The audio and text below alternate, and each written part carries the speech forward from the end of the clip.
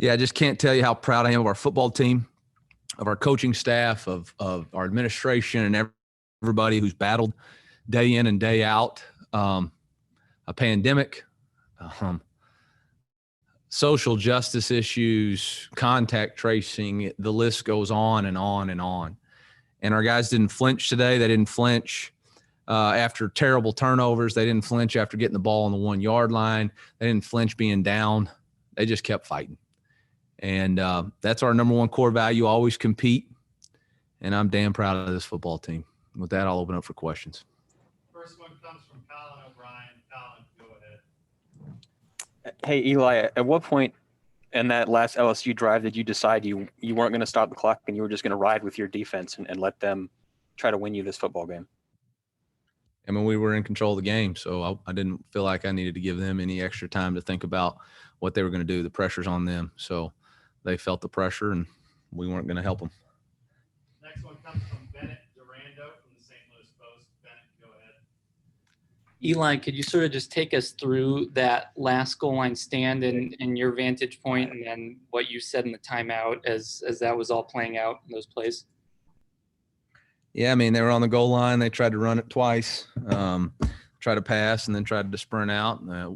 We felt like we had good calls on them.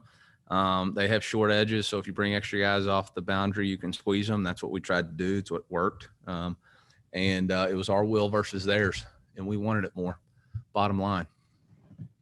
Next one comes from Peter Ball from The Athletic. Peter? Hi, Eli. I guess what did you see from Nick Bolton on that last pass breakup? It looked like he had been kind of banged up in the third, and what did it kind of mean to you to see him have that moment? I mean, that dude's a straight warrior. He's been beat up. He was beat up last game. He wore a green jersey all week because he was dinged. He was about 90% today. He plays, I bet he played 50 of the 60-something snaps, if not more.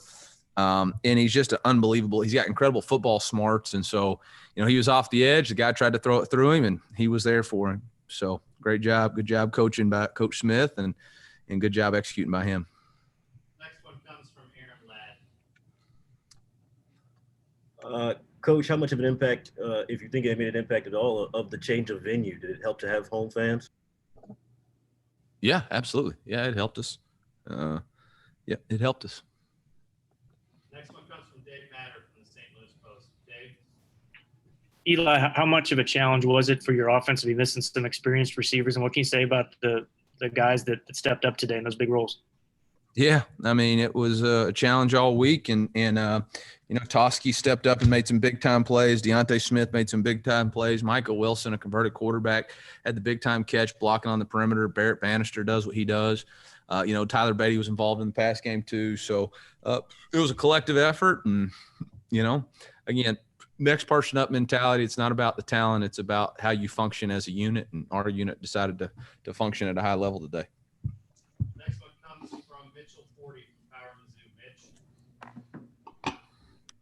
Eli, you all obviously, were down 3 of your top 4 defensive linemen. What can you say about the guys who played on the interior there, especially on that last goal line stand? Just a lot of heart and effort, toughness, and mental, psychological warfare. I mean, Brick needs to be considered Dr. Phil this week for all the things he was having to do to try to get people available to play, and just proud of our football team. I mean, that's the job of a team, is to step up when somebody else is down, and they sure did it today. Next one comes from Bill Pollock from Missouri Net. Bill, go ahead. Yeah, Coach, I don't know if you want to comment now that this part of the schedule is done with getting Alabama and LSU within the first 3 games. If you would, you could. But my question is, what does this do now for the rest of your season, having to play competition like that for your players and their development? I got no comment about it. I mean, the schedule is who it is. Nobody knows. We still got a lot of really good teams on our schedule. So, I don't know. I haven't thought much about it. I know I'll get up in the morning and get focused on Vanderbilt, and that's all I'll worry about. I mean, we've played some good teams, but when you play in the SEC, you're going to play good football teams. Andrew Kaufman from KMIZ. Andrew, go ahead. Coach, to get your first win, I'm sure it's special in and of itself, but to beat the defending national champs, how much more does that mean to you for that to be number one? Honestly, it doesn't mean a whole lot to me personally right now. This is about our football team and our senior class and what they've fought and what they've struggled for. Has nothing to do with me. I plan on being a part of a lot more wins here at Mizzou. And so it's not ever going to be about me. It's going to be about our football team. It's going to be about our players and our seniors and the identity they're trying to create and the foundation we're trying to lay as a program. And today's just a start of that. And there's been a lot of hard work. There's been a lot of, is this really going to work? And they found out it does. Next one comes from Suichi Torado from the KC Star.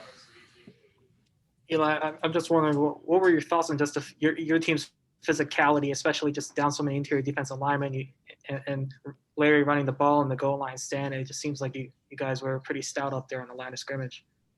Yeah, somebody asked me about whether or not our team played with effort this week. Ticked me off, and I think it showed today that our guys play with unbelievable effort, and we just needed a few breaks. And you know what? We didn't really get that many breaks today, but we made our own breaks when we needed it. So proud of our football team. Kyle Pennell from the manager. Kyle. Coach, Larry Roundtree took the first snap. You guys got a flea flicker touchdown. What did you see over film this last week that gave you the confidence to make some of those calls early on that obviously paid off? I mean, we had noticed that their corner safety combination, if you try to push crack, both had bad eyes, and we're going to, as soon as the ball's handed off, we're both going to drive down. Felt like we wanted to set it up with the first two plays, establishing the run. And then, got a first down completion on that third down. Tyler Betty comes in, makes a great catch for us, and sets it up for us. So,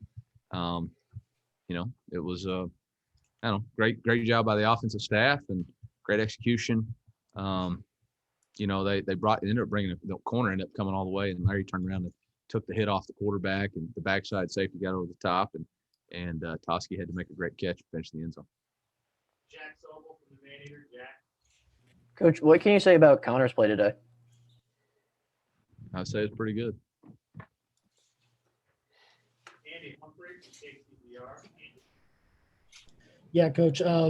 Obviously, coming into this game, third down defense was See that a bad bit of a body struggle. language by the previous reporter? He threw his hands up. Yeah, that's bad body language right there. Go ahead. I'm sorry. I apologize. No, it's okay. You're fine.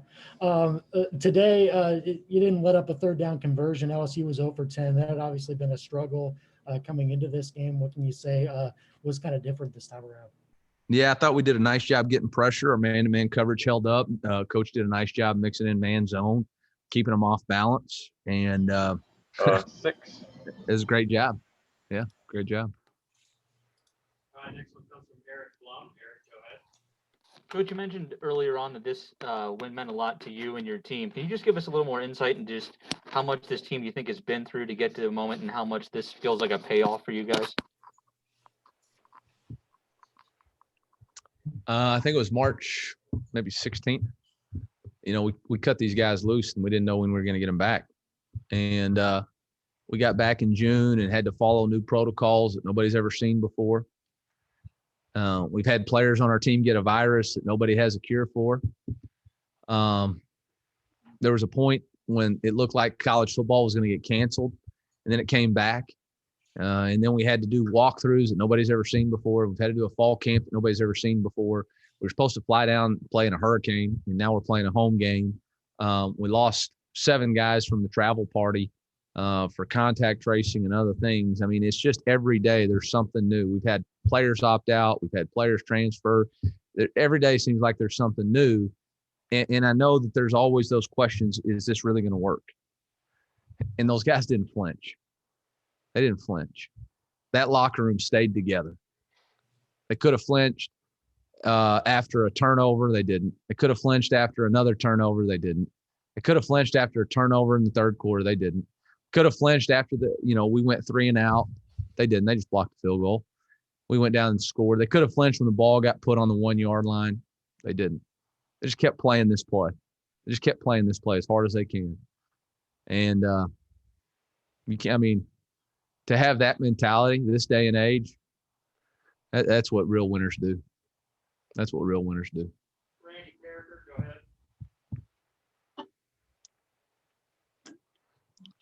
Coach, with what you just said, every great program has a point where the players learn how to deal with adversity within a game. I would think that today, like this, you mentioned the special teams, the turnovers, the end of the game, that's the sort of adversity and dealing with it that you can take into the future. Yeah, I hope so. I mean, I hope so. Hope we take every experience and learn from it. And, you know, we got a long way to go. We got 7 games left. You know, we'll go back and watch the tape. I'm sure we're going to be disappointed with a lot of different things. We'll be proud of a lot of different things. But yeah, hopefully you're right. Hopefully we can take this as a sign that we can compete with anybody in the country if we'll do our jobs and if we'll improve our play. Eli, you had mentioned going into this game, the offense would open up when the scoring got more consistent. How big was that to go down the field first drive, and how much did that kind of change the feel of things and open things up as you went through the game and scored consistently like you were looking for? I mean, it just gives you confidence as a play caller. You can call whatever you want because you know you can take first down shots because you know that you can dig yourself out of it with second down. I think there was a couple of drives. I know we missed the field goal on that one drive in the fourth quarter, but there was a couple of drives. We had 1st and 20, 2nd and whatever, and we were able to dig ourselves out of it. So, you know, I think Connor sees the field, understands the concepts really well. I think we kept them off balance with our formations and motions and yeah. Are you at home, Ben? Actually, at my parents' house. They're about the only person they get to see these days. Missed a great game, bud.